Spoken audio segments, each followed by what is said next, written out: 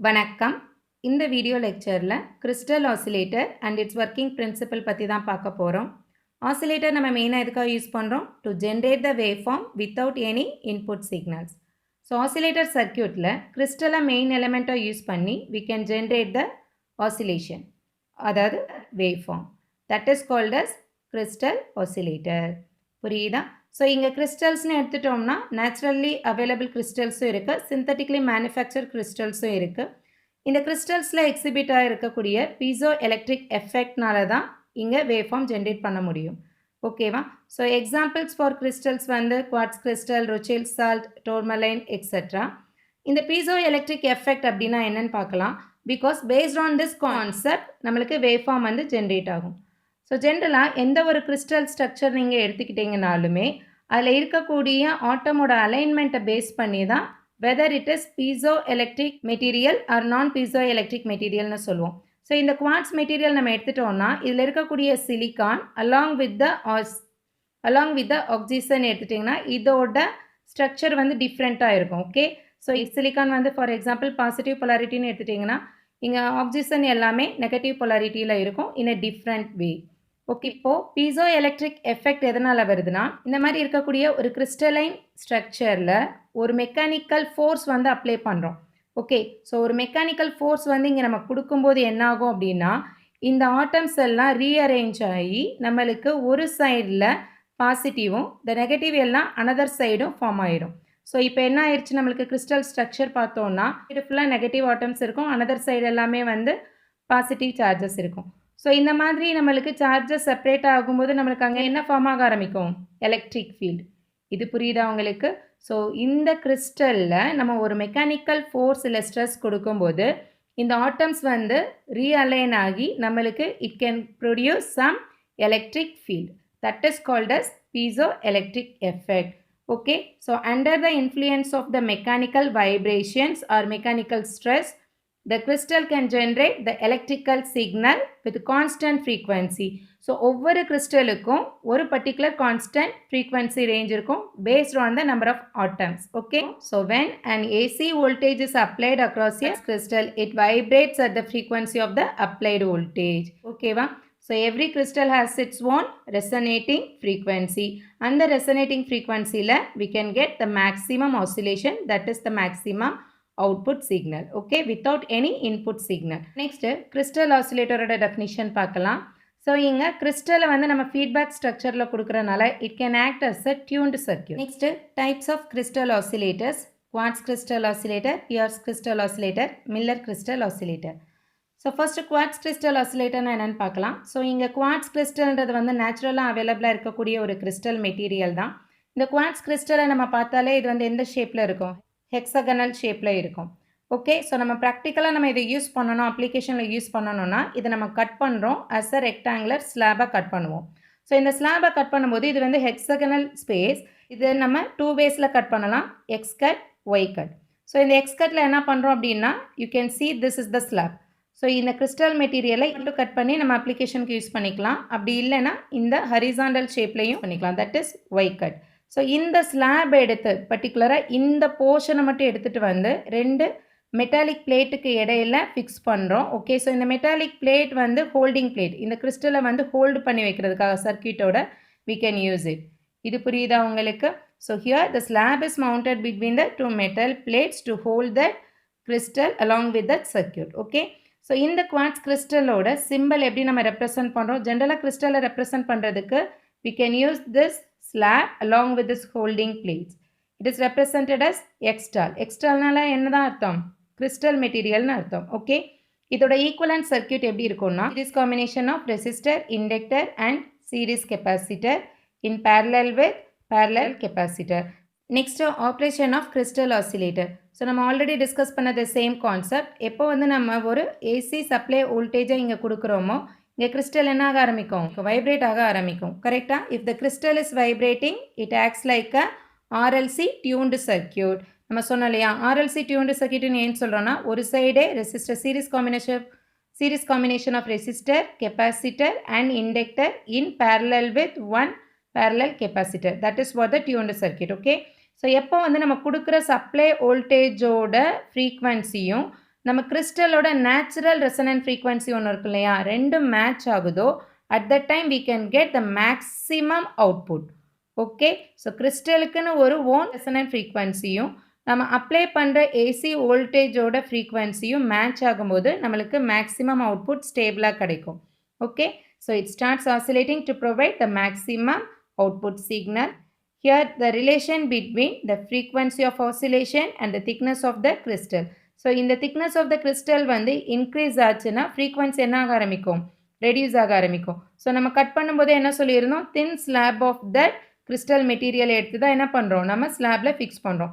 If this thickness is thin, ஸ்மாலாக இருந்ததுன்னா நம்மளுக்கு ஜென்ரேட் ஆகக்கூடிய ஃப்ரீக்வன்சி வந்து ஹையாக இருக்கும். புரியுதா, inversely proportional. So next resonant ஃப்ரீக்வன்சியை வந்து எப்படி நம்ம டிஃபைன் பண்ணுறோம் இன் கிறிஸ்டல் ஆசிலேட்டர். ஸோ இந்த கிறிஸ்டல் ஆசிலேட்டரில் 2 டைப்ஸ் ஆஃப் ரெசனன்ட் ஃப்ரீக்வன்சிஸ் இருக்குது. One is series resonant frequency, another one is parallel resonant frequency. So ஜென்ரலாக இந்த ரெண்டு ரெசனன்ட் ஃப்ரீக்வன்சியும் எதை பேஸ் பண்ணி இருக்கும்னா கிறிஸ்டல் ஸ்ட்ரக்சரோட இண்டக்டிவ் ரியாக்டன்ஸ் அண்ட் கெப்பாசிட்டிவ் ரியாக்டன்ஸை பேஸ் பண்ணி தான் இருக்கும். இப்போ ஒரு series resonant frequency, we can take this example. ஸோ இந்த ஃப்ரீக்வன்சியில் இனிஷியலாக வர பார்ட் என்னென்னு எடுத்திருக்கோம், series resonant frequency range. Next one is parallel resonant frequency range. In this series resonant frequency, the series capacitive reactance is equal to the inductive reactance. So we can have only the smaller resistance value in this series frequency. So resistance வந்து ஸ்மாலராக இருக்குது, impedance ஸ்மாலராக இருக்குன்னா என்ன அர்த்தம், maximum oscillation நம்மளுக்கு கிடைக்கும்னு அர்த்தம். So இதே வந்து parallel resonant frequency எடுத்துட்டிங்கன்னா, so here this parallel capacitive reactance is equal to series reactance. இந்த parallelல இருக்கக்கூடிய capacitive reactance இங்கே series combinations இருந்தது இல்லையா, இந்த ரெண்டு reactance ஈக்குவல் ஆச்சுன்னா there is no reactance value, only the resistance which is having very high resistance value. So if it is high, there is high impedance. Impedance அதிகமாச்சுன்னா frequency of oscillation reduce ஆகும், அதாவது output என்ன ஆக ஆரம்பிக்கும், reduce ஆக ஆரம்பிக்கும். இந்த concept புரியுதா உங்களுக்கு? ஸோ சீரிஸ் ரெசனன்ட் ஃப்ரீக்வன்சியை நம்ம எப்படி டிஃபைன் பண்ணுறோன்னா, when the inductive reactance is equal to the capacitive reactance of the RLC. So here we can take only the series combination of this RLC, then the impedance is equal to the smaller resistance value. So Fs is equal to 1 by 2 pi square root of L into Cs. Here we can consider only the series capacitance alone. Okay ma? So next parallel resonant frequency Fp. So here the reactance of RLC series circuit, the whole series circuit oda reactance is equal to the parallel reactance. So இப்போ என்ன ஆயிரும், ரெண்டு reactance value cancel ஆயிருச்சுன்னா அங்கே imaginary partே இருக்காது. Simply we can say the impedance is equal to the resistance value which is very high. Okay, so இப்போ impedance high இருந்ததுன்னா we can get the less output. Okay, so here we can get the parallel resonant frequency Fp is equal to 1 by 2 pi into square root of L into C equivalent. இந்த C equivalent என்றது நம்ம என்ன சொல்றோம்னா, the parallel combination of these two, series capacitance and parallel capacitance. இது புரியுதா உங்களுக்கு? So இந்த first series ரெசனேட்டில் ஒன்லி சீரிஸ் கெப்பாசிட்டன்ஸ் மட்டும்தான் எடுப்போம். parallel resonant frequencyல we can include both. Okay, so next இப்போ இம்பிடன்ஸோட கேரக்டரிஸ்டிக்ஸ் பார்க்குறோம், இம்பிடன்ஸ் வெர்சஸ் ஃப்ரீக்வன்சி. ஸோ இங்கே சீரிஸ் ஃப்ரீக்வன்சியில் எப்படி இருக்கும், இம்பிடன்ஸோட வேல்யூ எப்படி இருக்கும், லோவாக இருக்கும். இதே parallel ஃப்ரீக்வன்சியில் இட்ஸ் வேல்யூ இஸ் ஹை. ஓகேவா? நெக்ஸ்ட்டு இந்த குவாலிட்டி ஃபேக்டர் ஆஃப் அ கிறிஸ்டலை நம்ம எப்படி டிஃபைன் பண்ணுறோன்னா, the ratio of omega L by R.